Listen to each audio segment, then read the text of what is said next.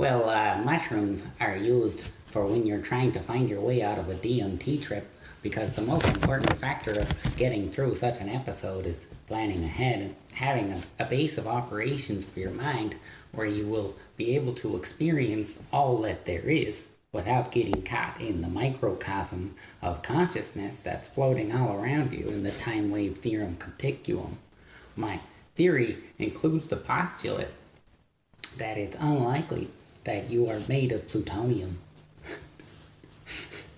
I recommend that you try to explore consciousness on your own terms and not on someone else's. And try to make your own path and be your own person, unafraid to find out just what will make you happy. And welcome to another episode of Amazing Futuristic Inventions by Superhumans. Today we're going to be looking at Hacker News, which is pretty freaking ridiculous. There's a bunch of ways you can use this. First one I'll mention is at the bottom. You can look up things like lizards or whatever you want. And in fact, if you're trying to research awesome stuff about the internet, it's kind of like a mini Google for smart people. So it's kind of cool, as you can look up just about anything, and you're going to find really great stuff. Don't be shocked by that. That's way number one to use Hacker News. Another one would be taking a look at comments. Some people swear by only using the comments on Hacker News because of its incredible high quality ability to give you good information. Now, as you'll notice, there's a ridiculous amount of commentryism, so you can use this little button here to open and close comments. I really like to read the first level comments, so I'll often use this frequently before I decide which to upvote, which is really one of the fun things you can do with comments, is upvote what you're interested in. Now, alright, looks like I upvoted something. That's great. That's cool. Now, let's see here. If you get enough karma through making cool comments or submitting, you will see that you can downvote as well, but when you're still a beginner noob, you can only upvote. So that's just the way that is. So let's see here. Let's look at another way here. A third way might be looking at new things. When you look at new things, you have the option to try to get cool stuff to the front page, and that's really cool, because if you get things to the front page, then you are involved with that. Or maybe you just like seeing the latest and greatest, newest stuff. So that's pretty helpful.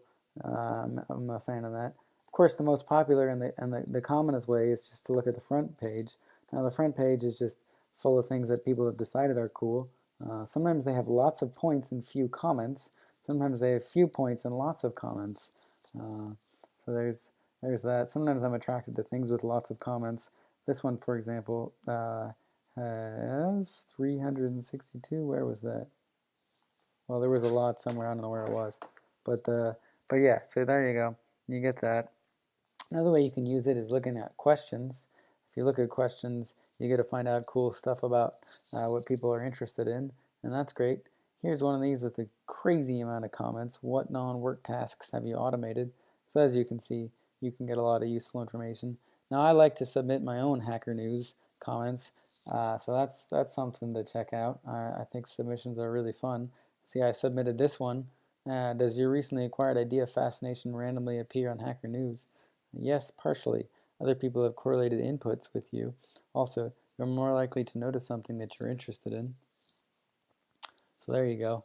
Not a very good one, but I did have another one that was a little better. Next big AI advances. All right, so let's look at another feature that you have here when you're looking at this. Another way you can use it is to look at other people and see what they have left on their stuff here. So that's great. You can follow their comments and see what they're saying, and that's cool because then you can look at what somebody's stuff is, which is cool. Another thing you can use with Hacker News is threads. Now, threads allow you the chance to see things that you've commented and what people have said about that, and to make sure you keep up with your threads without having to manage individual tabs and blah blah blah, where do they comment and all that nonsense. Comments is my favorite section on Hacker News. This one, you get to just follow the latest comments, and I love this because then you get to just jump in on conversations. I think it's a really dynamic and intuitive way to get used to all the cool things that people are talking about, and to just jump in on any conversation that you want right away. When you use comments, I often click on parent, and parent will just follow up the tree until you get to the top of the tree, which at the very top is just going to be at the top thread. So that's a really fantastic one to look at. Show is another place you can hang out on HN, and that's really cool because you get to see what people are talking about, and that is super fun with what the cool thing is. People are gonna try to. So that's the way you can use Hacker News is to be submitting your own things that you're working on, and that's the way you can get famous, get a job, make $1 billion, and become Bill Gates, which is cool. Another amazing feature I like to use is the jobs feature. You get to look at the cool jobs that are available, and in fact, look, there's TripleByte. TripleByte's really a great way to get a job. Speaking of getting a job, if you are trying to be really awesome, you can definitely get amazing smart comments on here and possibly get a job that way. So that's cool. I should also mention a notable, worthwhile comment would be that the guy who started this is Paul Graham, and his essays are super fantastic. Big fan of the essays. Um, so I'd recommend checking those out and reading some of them. I've probably read all of them. They're really great. Also, he's a great writer. His Hackers and Painters is fantastic.